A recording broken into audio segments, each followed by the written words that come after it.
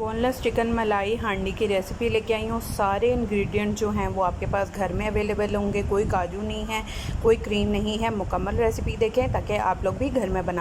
बिस्मिल्लाहिर्रहमानिर्रहीम। अस्सलामुअलैकुम। हुज़ैफ़ा's किचन में सबका वेलकम है। मैं हूँ शेफ़ ज़ोहरा। आज मैं बना रही हूँ चिकन मलाई हांडी, जो कि बहुत आसान है, बोनलेस से बनेगी और रेस्टोरेंट स्टाइल वाला टेस्ट आएगा 100% गारंटी के साथ। तो चलिए चलते हैं फटाफट से रेसिपी की तरफ।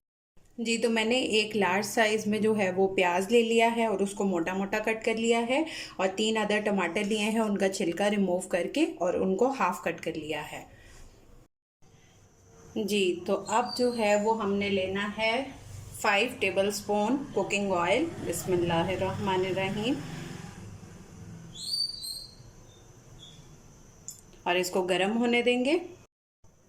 जी, ऑयल गर्म हो चुका है। अब इसमें ये